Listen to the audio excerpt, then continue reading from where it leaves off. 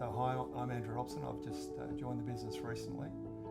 Some of my initial observations about the business is that it has an incredible footprint, some tremendous operational capability. It ranges from what I would describe as good to very good, and probably most importantly, a great workforce.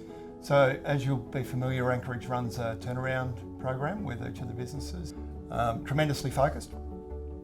It has a number of core activities that it wants us to look at and that I can see the value in. They range from both immediate term activities that have got actions and outcomes associated with them today, to longer term activities that have longer term actions and outcomes that won't be realised for some time into the future.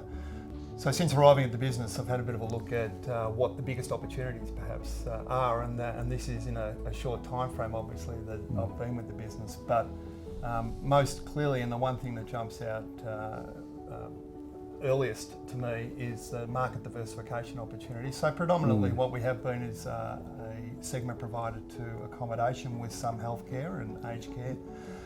But the opportunity to diversify that even further into a stronger position in aged care and healthcare is an obvious opportunity for us, as it is with the customers that it brings to us and the margin opportunities that also helps us develop. At difficult times like we're going through right now, we see this shift of demand both in accommodation and with healthcare. While accommodation may be falling away in some areas, healthcare is strengthening, and it just continues to reinforce the opportunities that present for us in the future. So the things that I do need to do at the start is just think about what we've got to do today. What are the most important activities that we're under in this near term? And so one of the things that I want to be sure that we all understand exactly what success looks like. And so needing to be sure that I'm around the business and checking that we've got this alignment in our workforce with Anchorage and that we are all working to one common goal. So another short-term focus area for us is the enhancement of our customer service model. So actually understanding that what it is that our customers value about what it is what we do, and then making sure that our touch points with our customers are good and solid, and that they are the sort of experiences that people want to have with us. That is what makes our customers sticky to us and makes us sticky to them.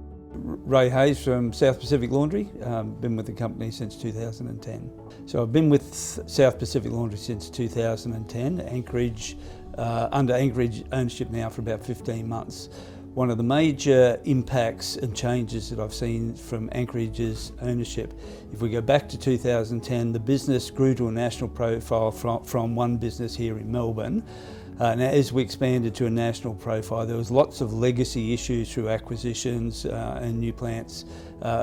These legacy issues crossed from customers, pricing, staff as well, and systems and processes. In terms of systems and processes, Anchorage have supported new infrastructure in the business in terms of software to measure efficiency and output of people and staff, as labour is the largest cost in production for us. So managing that production efficiently is vital.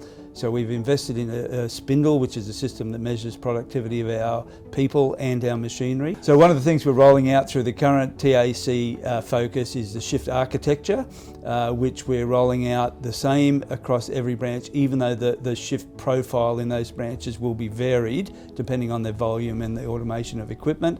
But this shift architecture is drilling right down to the most efficient cost of employing multiple people across multiple shifts in the business.